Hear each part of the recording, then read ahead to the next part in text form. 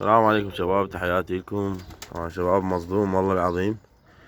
هذا فحل من جلدات فرخ ملاتي. عادي لقيته هيك شباب. شنو من مرض هذا شباب؟ اللي يعرف يكتب لنا. أول مرة شباب أشوف هيك مرض، لا هو قولع لا هو شلل، يعني سبحان الله مرض مرعب مرعب. شوف شباب،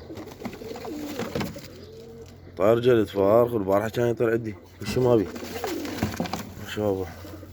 لا هو شلل لا هو مشفي عباك طير مشفي. شنو من مرض هذا؟ شال جسمه كله بس رجليه تتحرك شباب. طاير جلد فار مشلول جسمه كله. اللي يعرف يكتب لنا. تحياتيكم. قاعد وياكم حبايب قلبي. هاي طيور مطيرين. تدرون صورت لكم بالعرض بالطول عفو الشاشة. لقيت اصوركم فيديو صغير. والله شباب هذا صدمني، هذا طير مريض. وهاي الطيرة من هاي جلدة فرخة من انخلعت، ما تطير نهائيا، المردية ما تقدر تصعد. لأن الفرخات دا طير بيهن هم قوان عندي شوية، دا طير بيهن ويا طيور يدفنن والله. واحد يوقف له اثنين ثلاثة يجلدهن ينشلع قلبه.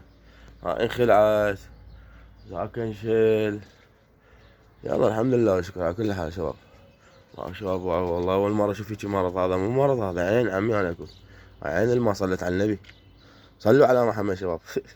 والله العظيم يلا الحمد لله والشكر. بس والله شباب أول مرة أشوف هيجي مرض، أنا أول مرة. مرعب يخوف، يعني ماكو شي، جناحينه واقفة مشلولات عبالك جناحينه مشلول. المهم هاي الأبطال صلوات على محمد.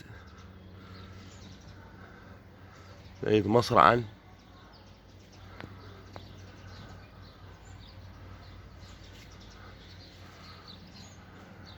حياتي لكم شباب. اشتركوا بالقناة، سووا لايكات تعليقات. واللي يعرفوا بهاي السالفة شباب قلت لكم عليها اتمنى يكتب لنا بالتعليقات بانه صاير عنده هاي الحالة وشنو السبب. هنا وانتهي المقطع، مع السلامة. صدق ما قلت لكم الصيد ما شوفتكم يا صالح، وايد ما نشوفكم. وهذا الهرفلي بالستوريات بس ناشره. الصيد كاميرا شبيه. هذا الصيد قمت طايره وياهن. واحد. هاي الشمعية تدرون بيها، طحالها رماني وجهي. جو يعني هذا مصيد زوجها صراحة راح طايره. وهذا الاخ صدناه. شنو هذا مطالع بس طلع. هذا الاخ. هذا شباب هذا مصيد مشكور بعض